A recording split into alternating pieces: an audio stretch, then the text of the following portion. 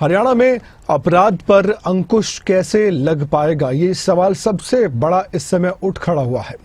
और अपराध पर लगाम लगाने के लिए क्या क्या किया जा रहा है ये भी हम देख रहे हैं। प्रयास तो हैं लेकिन सफल नहीं हो रहे। सरकार आए दिन आपराधिक घटनाएं जितनी भी हो रही हैं उन पर भी संज्ञान ले रही है। कानून व्यवस्था को लेकर सरकार पर विपक्ष हमलावर रहता है। कानून व्यवस्था को लेकर सरकार गंभीर नजर आती है। खुद मुख्यमंत्री नायब सैनी अपनी पुलिस को भी खुली छूट दे चुके हैं, ज्ञान मंथन कर चुके हैं। हाल ही में मुख्यमंत्री नायब सैनी ने आला अधिकारियों के साथ अचानक से बैठक भी बुलाई थी, आप ये जानते हैं। उससे पहले भी एक बैठक पुलिस अधिकारियों के साथ करके भी उन्होंने ये भी कहा था कि मैंने हरियाणा पुलिस को खुली छूट दे दी है, बस अपराधियों से आप निपटे। और बीच में हमने ये भी देखा कि कई ऐसे मामले सामने आए जिसमें कई अपराधियों को सबक भी सिखाया गया। हमारे साथ जितेंद्र चौधरी जुड़ चुके हैं, उनसे बातचीत करते हैं। हमारे स्ट्रीट हेड हैं जितेंद्र। हमने अभी हाल ही में देखा कि हरियाणा पुलिस ने कई एनकाउंटर किए हैं, कई घायल अपराधियों को भी सलाखों के पीछे ढकेला। लगा कि अब लगातार ऐसी कार्रवाई से अपराधियों में खौफ पैदा होगा, लेकिन अचानक से अभी हाल ही में अगर हम देखें तो 2 से 3 दिनों में आपराधिक घटनाएं दोबारा से बढ़ गई हैं। चिंता का विषय है काफी, और धमकियां मिल रही हैं। अभय चौटाला को मिली, अभी एक कारोबारी रोहतक में, उनको भी धमकी मिली है। प्रोटेक्शन मनी के लिए उनको धमकी दी गई है।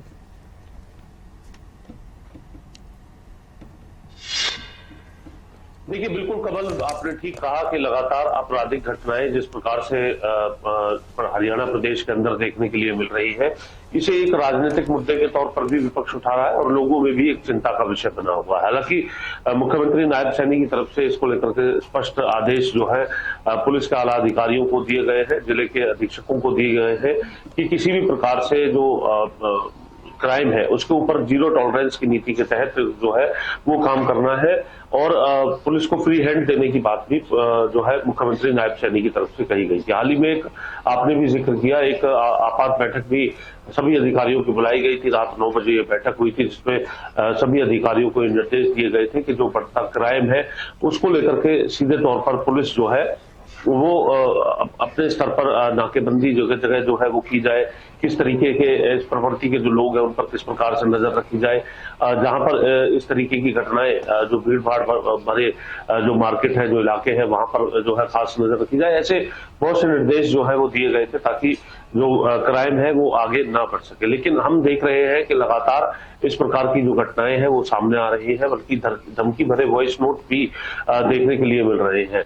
विदेशी नंबरों से ये वॉइस नोट आ रहे हैं। आपने ठीक कहा कि कल हमने देखा कि राष्ट्रीय अध्यक्ष इनेलो के अभय चौटाला के बेटे के पास इस प्रकार का वॉइस नोट जो है वो भेजा गया था और उसकी FIR भी दर्ज कराने का काम चंडीगढ़ के अंदर किया गया था। डॉली कारोबारी पर भी रोहतक में इसी प्रकार से जो है प्रोटेक्शन मनी की मांग जो की गई है। हम देख रहे हैं कि क्राइम से जुड़ी जो घटनाएं हैं, लगातार सरेआम गोली चलाने की घटनाएं, चाहे हम गुरुग्राम की बात करें, जींद की बात करें, यमुनानगर की बात करें, फरीदाबाद की बात करें, वहां पर लगातार इस प्रकार की घटनाएं, और भी कई जिलों के अंदर लगातार जो घटनाएं हैं आए दिन इस प्रकार की देखने के लिए मिल रही हैं, जिसके चलते ये कहा जा सकता है कि जो आपराधिक प्रवृत्ति के जो लोग हैं, जो इस प्रकार के जो है कार्यों में संलिप्त रहते हैं, उनके अंदर पुलिस का पूरा खौफ जो है वो नहीं बन पा रहा है और वो बेखौफ होकर के इस प्रकार की धमकियां और इस प्रकार से जो है सरेआम क्राइम करने से बिल्कुल भी नहीं चूक रहे हैं।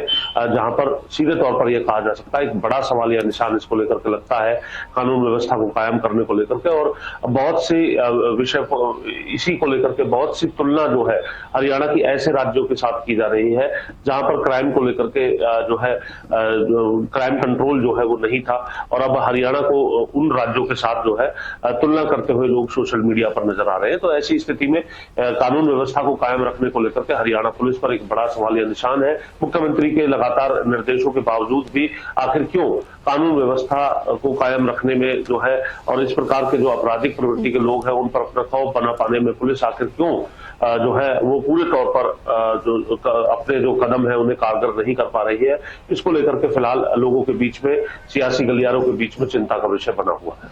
शुक्रिया जानकारी देने के लिए आपका जितेंद्र चौधरी। इस खबर पर बहुत बहुत धन्यवाद। तो कुल मिलाकर देखा जाए तो हरियाणा के मुख्यमंत्री तो काफी गंभीर है, सरकार गंभीर है, सरकार के साथ साथ पुलिस भी गंभीर तो नजर आती है, लेकिन उसके बावजूद भी क्यों अपराधी बेलगाम हो रहे हैं, ये सवाल कहीं ना कहीं पुलिस को भी जरूर परेशान